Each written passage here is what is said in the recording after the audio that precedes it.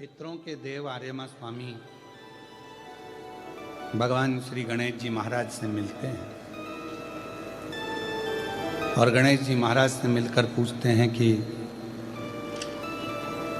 भगवान शिव और पार्वती माँ कहाँ मिलेंगे।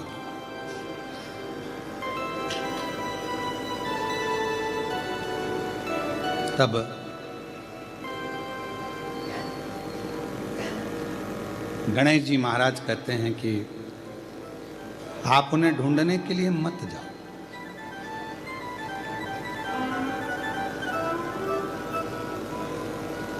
आप ढूंढने क्यों जा रहे हो? शंकर भगवान को ढूंढने जाने की जरूरत नहीं पड़ती। जब हमारे मन में यह भाव आ जाता है कि मुझे शिव को ढूंढना है, तब समझ लेना कि शिव हमारे अंदर आकर बैठ गए।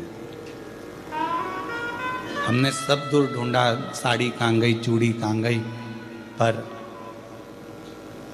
खुद ढूंढ रहे हैं, खुद नहीं रखी है। रोज कथा में से सुनते हैं कि भगवान देवाधिदेव महादेव हमारे हृदय में निवास करते हैं, शिव हमारे दिल में है, निर्मल मन सो मोहि पावा। जब भगवान हमारे मन में है, हृदय में है, तो हम उन्हें क्यों ढूंढें, कहाँ ढूंढें, क्यों जाएं ढूंढने? दिल में बैठा है, उसको अंदर ढूंढने का प्रयास करो। थोड़ी देर बैठकर श्री शिवाय नमस्तुभ्यं, थोड़ी देर बैठकर भगवान शंकर के मंत्र उच्चारण करो, नाम जपो।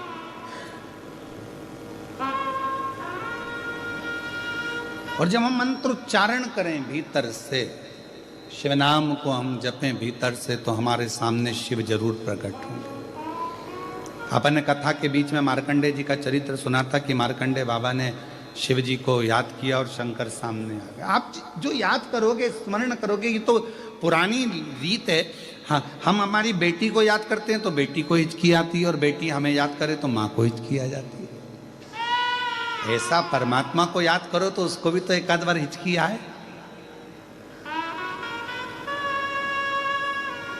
तुम्हारा रूप देखकर, रंग देखकर, तुम्हारे कपड़े देखकर, तुम्हारा पहनावा देखकर, तुम्हारा स्वरूप देखकर परमात्मा नहीं, तुम्हारा भाव देखकर आता है।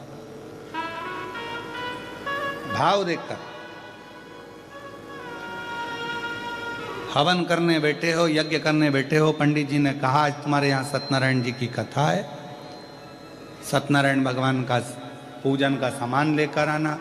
पहुंच गए, देवी जी बैठ रही है, नवरात्रे का पूजन का सामान लिया। गणेश जी बैठ गए, गणेश जी का सामान लिया। और मैं दुकान वाले के पास जाकर क्या कहा तुमने?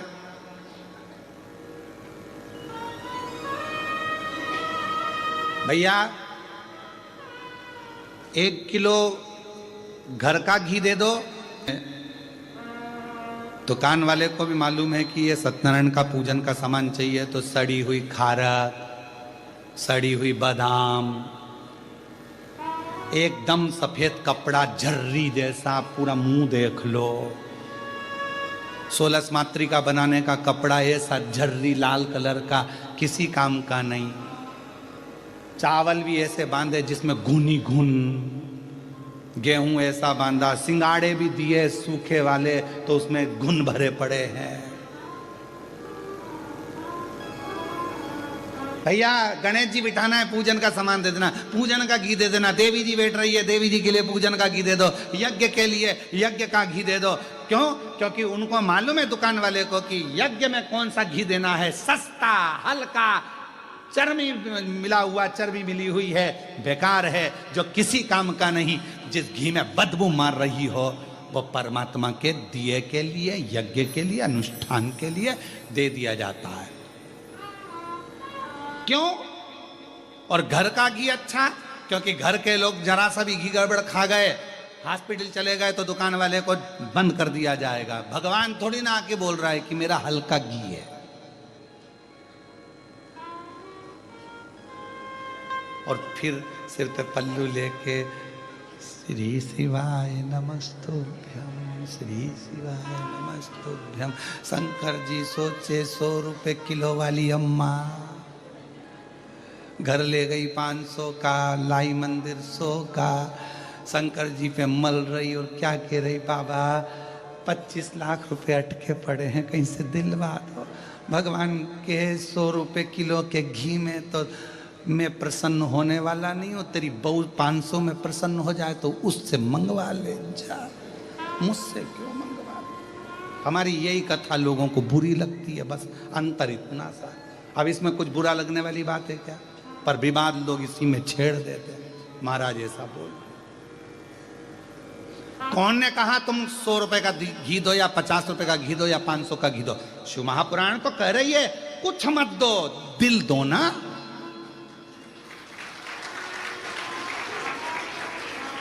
पर जैसा तुम खाते हो, कितना सुंदर कहा शिव महापुराण में, देसी गौ माता का 1 चम्मच में 1 बूंद दूध पानी में मिलाकर शिव जी को चढ़ा दो। पर केमिकल का दूध, थैली का दूध, डब्बे का दूध, पॉलीथिन का दूध, भैंस का दूध शिव जी को मत चढ़ाओ। जर्सी का दूध शिव जी को मत चढ़ाओ, 1 बूंद चढ़ाओ। शिव जी ने ये थोड़ी ना किया कि तुम मुझको ढेर सारा ला के दो। शंकर भगवान ने कभी कहा कि मुझे घी ला कर दो ढेर सारा? नहीं, तुम्हारे पास हो तो नहीं तो दिल दे दो। और अगर ये भी नहीं दे सकते तो मंदिर में से थोड़ा सा बेलपत्र उठाओ, धो और वापिस चढ़ा दो। हम तो ये भी नहीं कह रहे कि घर से तुम पानी भर के लाओ, कि लोटा भर के लाओ, कि ये भर के लाओ, कि वो भर के लाओ। तुम तो खुद अपने दिल में मुझे भर के लिया और आके 1 बेलपत्र उठा के मेरी चढ़ा दो, बस, और कुछ भी नहीं चाहिए। अब हमने तो कहा भैया कर लूंगा, पर इसके पास नहीं जाऊंगा, मच्छर भी चढ़ा। जब मच्छर ऐसे घी के पास में नहीं आए तो भगवान कैसे आएगा रे? हे बेलूर वालों, 1 चावल का दाना दो पर पूरा दो, भले 1 बूंद घी दो पर अच्छा दो। भगवान कभी नहीं कहेगा कि तू 250 ग्राम चढ़ा कि 1 किलो चढ़ा, अच्छा दीजिए, अच्छा। श्रेष्ठ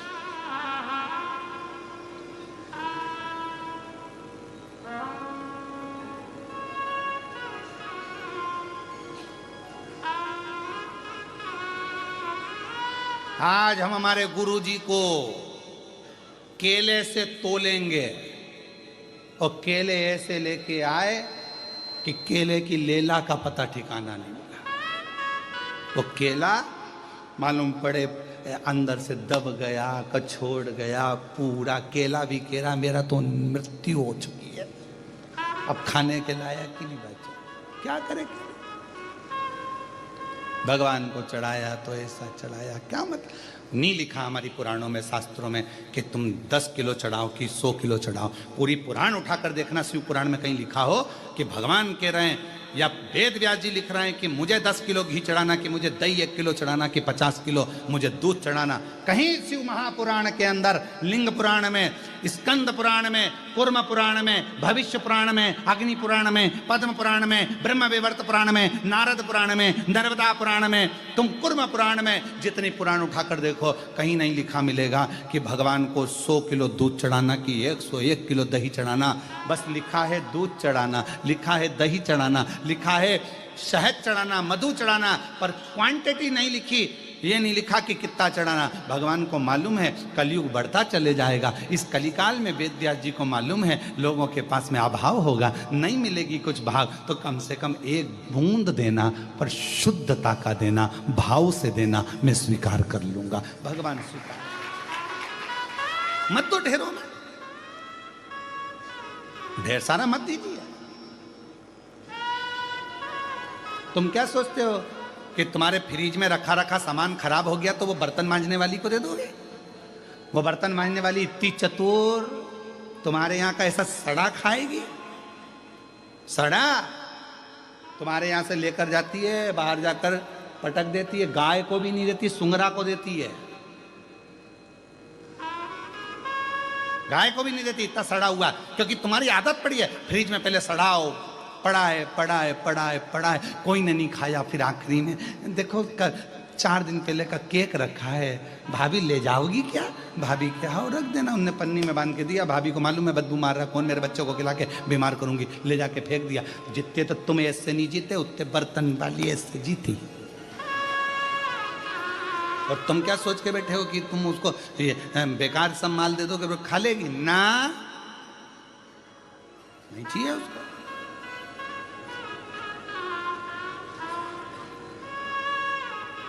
परमात्मा को तुम सोचो झाड़ू वाला, बर्तन वाला, ये वाला, वो वाला, हम बेकार सामान दे दें, वो स्वीकार कर लेगा? नहीं चाहिए उसको, उसको चाहिए ही नहीं, उसको तो अच्छा चाहिए।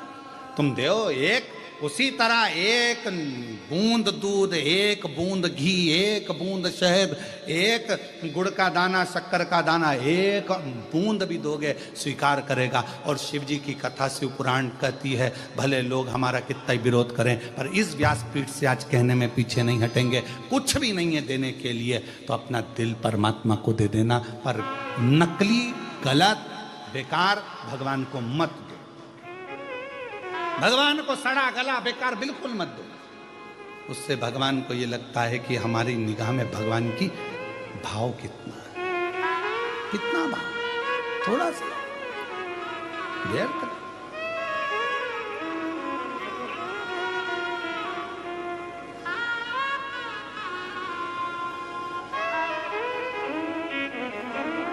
कितना भाव।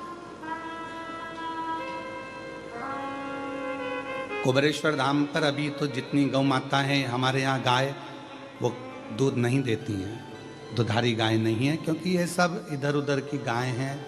तो जिनको लोग छोड़ जाते हैं वहाँ उनकी परवरिश होती है, गौ माता को वहाँ पर रखा जाता है, सेवा होती है, तो दूध नहीं देती। पर अभी हमने कुछ समय पहले आशीष जी को बोला है कि कुबेरेश्वर धाम पर भी थोड़ी दुधारी गाय रखो, तो ये बाहर का जो केमिकल का दूध है वो मंदिर के अंदर नहीं आना चाहिए। मंदिर में गौ माता का देसी गाय का दूध ही शिव जी को चढ़े, ऐसा प्रयास करें। बाहर का दूध अंदर आना बंद कर दिया, गौ माता का दूध ही वहां चढ़े, बस भले एक बूंद चढ़े, पानी मिला। आप लोगों को कोई कहे कि भगवान को इतना सामान लगेगा, नहीं नहीं नहीं, भगवान को तो थोड़ा चाहिए, पर अच्छा दो, श्रेष्ठ दो। भजन करना है आपको, आपको 10 भजन नहीं आते, एक भजन करो, 2 मिनट का करो। श्री शिवाय नमस्तु, श्री शिवाय नमस्तु, थोड़ा करो बस, बहुत है उतना, ज्यादा नहीं, बहुत उतने में हम लोग स्वीकार कर लें। कोई तुमसे कहे 24 घंटे भगवान का भजन करना पड़ेगा, 24 घंटे साधना करना पड़ेगा, 24 घंटे नेत्र बंद करके बैठना पड़ेगा, 24 घंटे भगवान का भजन करो, बिल्कुल कह देना हमारे पास टाइम नहीं है। 1 मिनट करो, 1 क्षण करो, बस उतना करो कि परमात्मा से निगाह मिल जाए। ये आज का समय और पुराने समय में कितना अंतर। पहले के समय में लड़की ट्रे लेकर आती थी, चाय की ट्रे रखती थी, लड़के से निगाह मिलती थी, ब्याह पक्का हो जाता था और सालों साल वो ब्याह चलता था। आज के ज़माने में लड़की को लड़के से मिलाओ, 1 घंटा बात कराओ, फिर होटल में मिलाओ, 2 घंटा वहाँ बात हुई, इसके बाद रिश्ता पक्का हो गया, मोबाइल पे रात को 3-3 बजे तक लगे रहे, फिर इसके बाद ब्याह पक्का हो गया, मालूम पड़े आखिरी में तलाक हो गया। क्या मतलब का? एक क्षण भगवान से नेत्र मिलाओ, एक क्षण परमात्मा का भजन करो, एक क्षण उसके पास जाओ। जरूरी नहीं है कि कृष्णेश्वर बाबा के मंदिर में जाएंगे तो अंदर ही जाना जरूरी है, आप तो बाहर बैठकर उससे निगाह तो मिला लो, एक बार दिल से जाकर उसको दर्शन तो कर लो। तुम्हें अंदर जाने की जरूरत नहीं पड़ेगी, वो खुद बाहर आ जाएगा तुमसे मिलने के लिए। तुम दिल से उसको पुकारो तो पुकारो।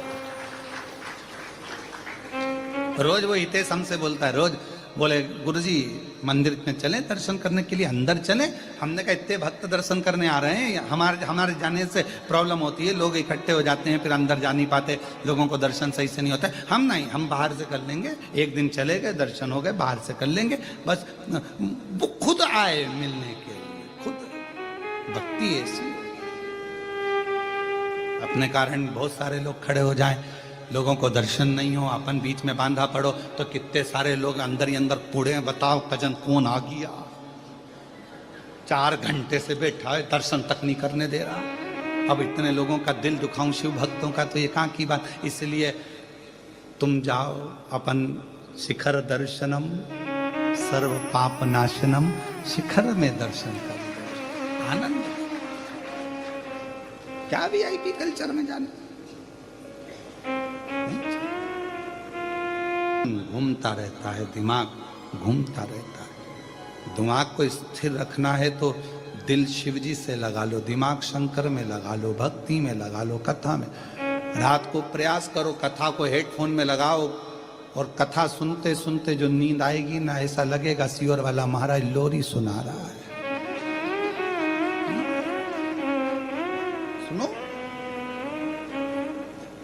कई लोग तो कथा में सो जाते हैं आकर के, नेत्र में नींद आ जाती है, ऐसा लगता है महाराज जी सियोर से केवल लोरी सुनाने आए।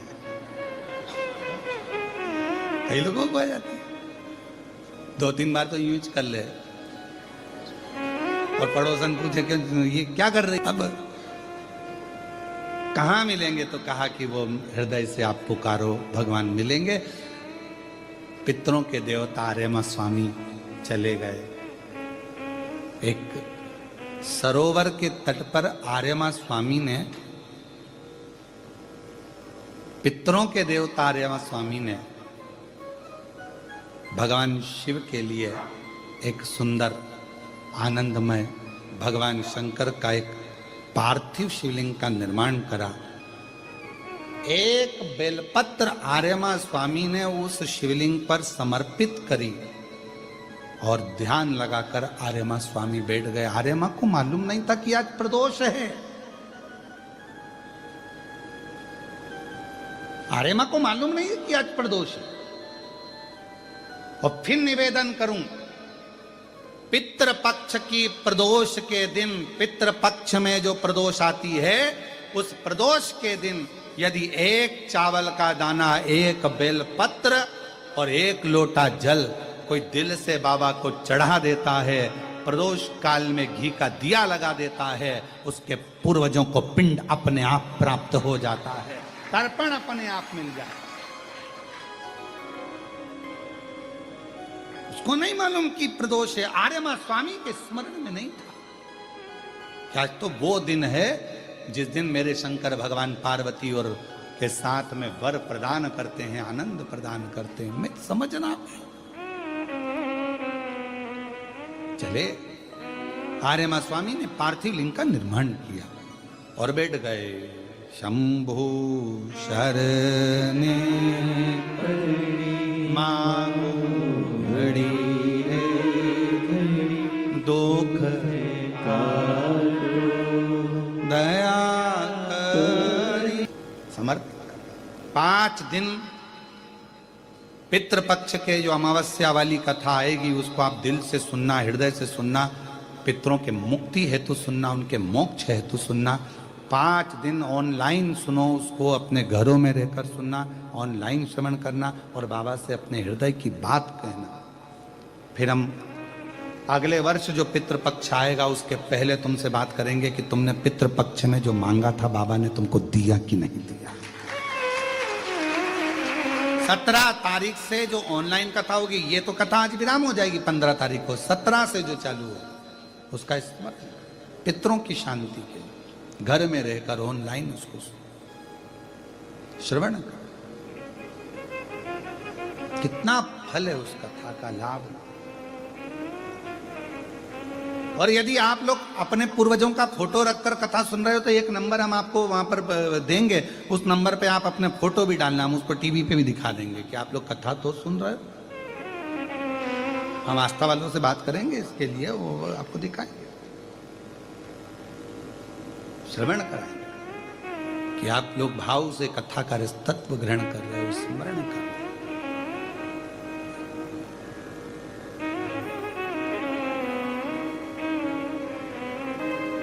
आर्यमा स्वामी ने शिवलिंग का निर्माण किया।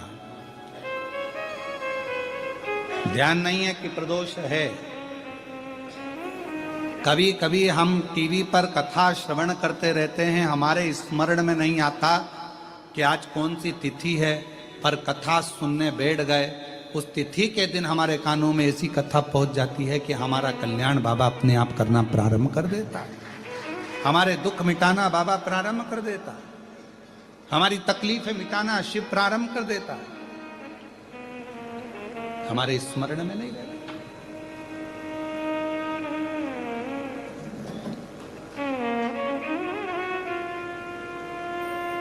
ध्यान नहीं आ पाता कभी कभी। शिव कथा कर रही है आर्यमा स्वामी ने, जैसे ही शिव जी की आराधना करी, भगवान शंकर। अब गणेश जी ने गलत कहा था क्या? तुम्हें कहीं नहीं जाना है, तुम क्यों जाओ, क्यों भटको, क्यों भटको? तुम तो शंकर का स्मरण करो, शिव को भजो, जहां बैठकर भजोगे वहीं मिलेगा। आस्था चैनल के सामने बैठकर कथा सुन रहे हो तो भी फल मिलेगा, मोबाइल पर कथा सुन रहे हो तो भी फल मिलेगा, और कथा के पंडाल में बैठकर कथा सुन रहे हो तो भी फल मिलेगा। तुम जहां बैठे, ये शंकर की कथा है।